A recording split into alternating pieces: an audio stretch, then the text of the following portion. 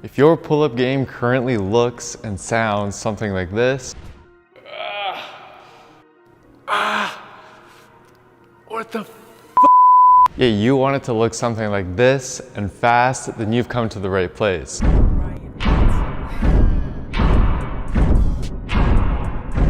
Pull-ups are one of the best, if not the best exercises for increasing the size and strength of your upper back and arm muscles, while also contributing to your core development. I'd actually attribute most of my back development to the several years I've spent regularly performing pull-ups, and not to mention that it's an extremely convenient exercise as well, given that you can effectively work your back muscles with just a bar and the use of your body weight. However, this does come with a price, as pull-ups are generally one of the most difficult exercises to master. In fact, most individuals have yet to even achieve their first pull-up, and for those who have, they'll then often struggle with increasing the total number of pull-ups that they can perform. And although you've probably already tried a few things to help strengthen your pull-ups or achieve your first ever pull-up, the truth is that most people simply use the wrong approaches. I'm sorry to break it to you, but hammering away with lat pull downs and the assisted pull-up machine just won't cut it. In this video though, I'll show you what research indicates are the most effective steps and routines to achieving your first pull-up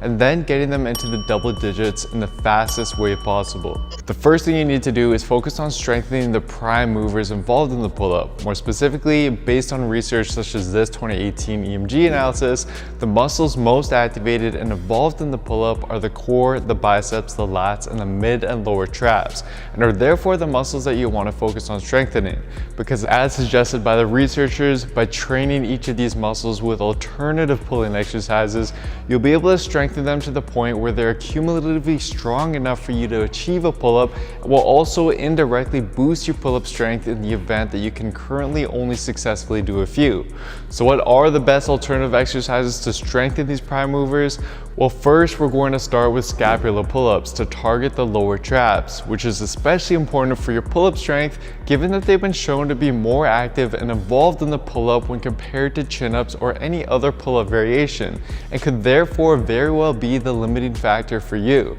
And to perform this exercise, you simply hang from a bar, relax your shoulders down and away from your ears, and then pull your body up without allowing your elbows to bend with a slight pause at the top. This movement will not only help with strengthening your lower traps as well as your grip strength for the pull-up, but the movement itself is an essential component of the pull-up, given that the pull-up actually consists of two phases, with phase one involving the subtle motion of the scapular pull-up and then phase two involving the actual pulling up to the bar. It just doesn't look like it because it's typically performed as one fluid motion, but just showcases how important this seemingly insignificant muscle really is for your pull-up strength. Next, we'll move on to the knee-lean lat pull down to now primarily strengthen the lats and the core, as well as the biceps. Now, although the traditional seated lat pull down is quite a similar movement as the bodyweight pull-up and therefore seems as if it would transfer well in terms of strength developments, this just isn't the case, as research has found that there's actually a relatively weak correlation between the two exercises,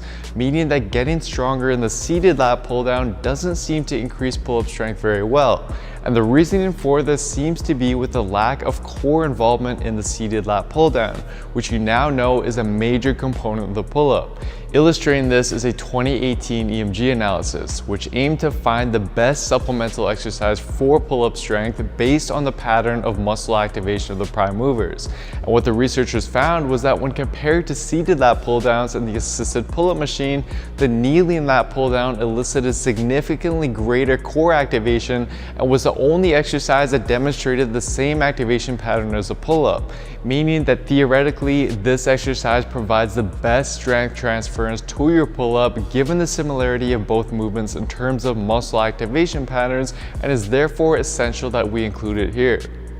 Next, we're going to use the inverted row to further strengthen the pulling strength of your lats, core, and arms, but to also emphasize the mid-traps a little more, which we know based on the activation research shown earlier is a highly involved muscle in the pull-up. Now, this exercise was chosen based on research from the American Council of Exercise, which showed that the inverted row not only highly activates the lats, but also outperforms other rowing movements like the barbell row in terms of mid-traps activation, and therefore would be another great exercise to use in our arsenal to strengthen the prime movers involved in the pull-up. And for this exercise, simply hang from a bar with your legs extended on the ground and pull up until your chest just about reaches the bar.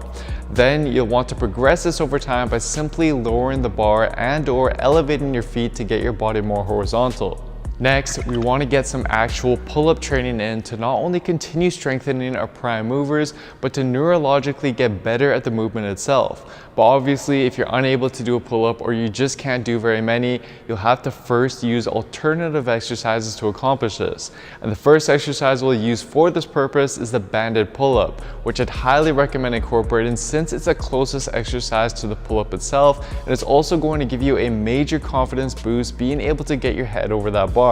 But with this exercise, it's crucial that you progress it over time by first starting with a heavier band for more resistance, and then gradually moving to lighter and lighter resistance once you can do over 10 reps at each level. And as for the assisted pull-up machine, this is a somewhat decent alternative, but just isn't as effective given the low amount of core activation we see in this exercise and the vast differences in the muscle activation patterns of the prime movers when we compare it to the pull-up itself. Now finally, we'll use negative pull-ups to work on strengthening the eccentric portion of the pull-up and to also just get you more comfortable with feeling what it's like to control your body weight against gravity.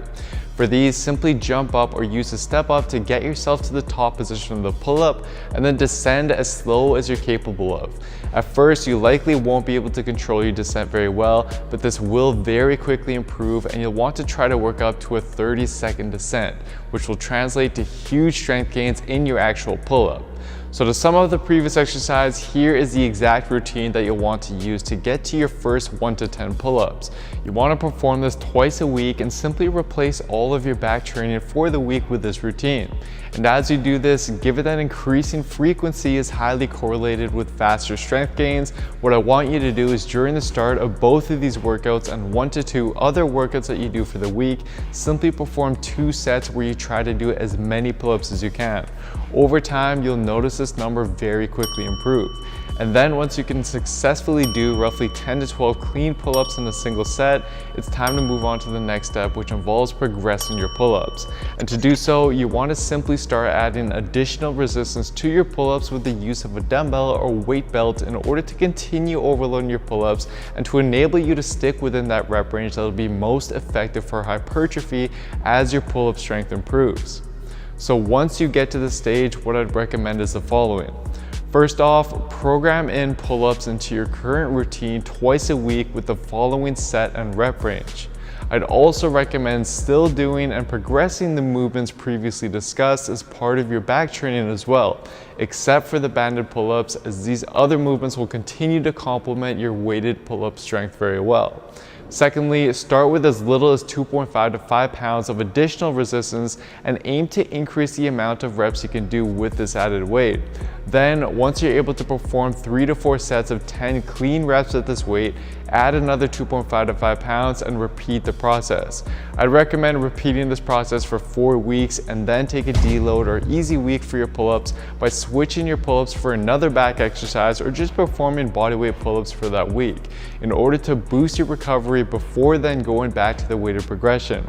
And lastly, I'd also recommend that one of these pull-up days be a slight variation of the pull-up, like a chin-up or a neutral grip pull-up, for example. These variations have been shown to work your prime movers to a slightly different degree and pattern than the pull-up does, which helps not only indirectly boost your strength in the traditional pull-up, but also helps prevent overuse injuries from developing over time, especially once you start using heavier weights. So to sum the video up for you, here's the overall action plan designed to take you to your first pull-up, then to your first 10 to 12 pull-ups, and then to your first weighted pull-up and beyond, and in the fastest way possible. But all in all, hopefully you can see that by applying the right science and the proper steps into your weekly routine, you'll be able to experience significantly faster results. And for step-by-step science-based program that builds these protocols and exercises into your weekly plan for you and shows you how to properly progress them over time such that you can break through plateaus